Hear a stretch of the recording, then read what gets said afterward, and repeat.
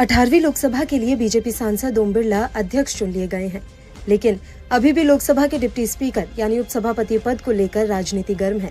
विपक्ष deputy speaker का पद हासिल करने की उम्मीद कर रहा है। कांग्रेस के कई नेता खुले तौर पर इसकी मांग कर चुके हैं। विपक्ष ने स्पीकर पद के लिए भी अपना उम्मीदवार खड़ा किया था। पिछली बार यानी 17वीं लोकसभा के कार्यकाल में लोकसभा में कोई भी डिप्टी स्पीकर नहीं था।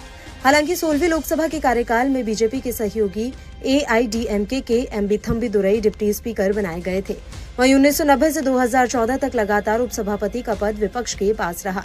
आखिर लोकसभा के डिप्टी स्पीकर पद की क्या अहमियत है? विपक्ष इस पद की मांग क्यों कर रहा है? आइए बताते हैं।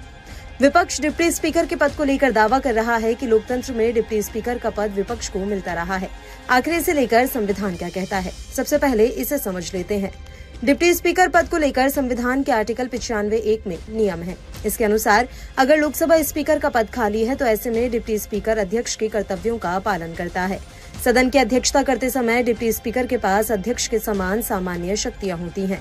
नियमों में स्पीकर के सभी संदर्भ उस समय के लिए डिप्टी स्पीकर के संदर्भ माने जाते हैं जब वह अध्यक्षता करता है। वहीं आर्टिकल 93 में कहा गया है कि लोकसभा में जल्द से जल्द 2 सदस्यों को अध्यक्ष और उपाध्यक्ष नियुक्त करना चाहिए। आर्टिकल 178 में राज्य विधानसभाओं में अध्यक्ष और उपाध्यक्ष के लिए इसी तरह का प्रावधान है। जिस तरह स्पीकर का चुनाव होता है वही नियम डिप्टी स्पीकर के चुनाव के लिए भी है। डिप्टी स्पीकर का चुनाव सदन के सदस्य करते हैं। आमतौर पर लोकसभा और विधानसभा में नए सदन के पहले सत्र में स्पीकर को चुनाव जाने की प्रथा रही है। सांसदों की शपथ के बाद तीसरे दिन स्पीकर चुना जाता रहा है। वहीं दूसरे सत्र में डिप्टी स्पीकर का चुनाव होता है। लोकसभा में डिप्टी स्पीकर का चुनाव लोकसभा में प्रक्रिया और कार्य संचालन नियमों के नियम 8 द्वारा होता है। नियम 8 के अनुसार चुनाव ऐसी तिथि पर होगा जिसे अध्यक्ष तय करेंगे। डिप्टी स्पीकर का चुनाव तब होता है जब उनके नाम का प्रस्ताव पारित हो जाता है। एक बार चुने जाने के बाद डिप्टी स्पीकर आमतौर पर सदन के भंग होने तक पद पर बने रहते हैं। पिछली लोकसभा में कोई भी डिप्टी स्पीकर नहीं था। वहीं इस बार विपक्ष इसकी पुरजोर मांग कर रहा है, लेकिन ये समझना जरूरी है कि क्या लोकसभा में डिप्टी स्पीकर का पद अनिवार्य होता है।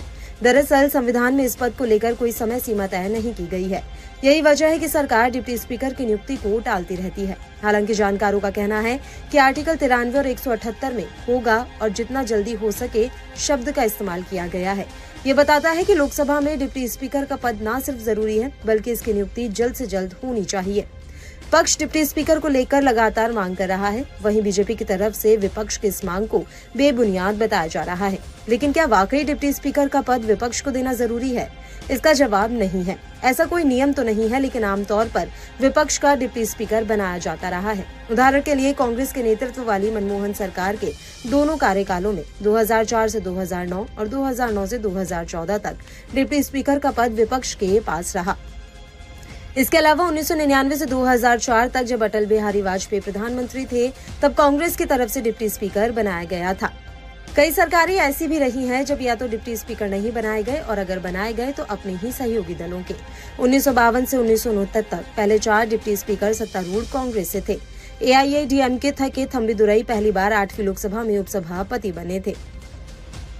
ऐसे में विपक्ष का ये दावा करना कि डिप्टी स्पीकर का पद उन्हें ही मिलना चाहिए, इसका ना कोई नियम है और ना ही कोई ठोस आधार। इसके अलावा जिन राज्यों में कांग्रेस की सरकारें हैं वहां भी डिप्टी स्पीकर का पद विपक्ष को नहीं दिया गया है, जबकि विधानसभा और लोकसभा के लिए स्पीकर और डिप्टी स्पीकर के नियम एक जैसे ही हैं।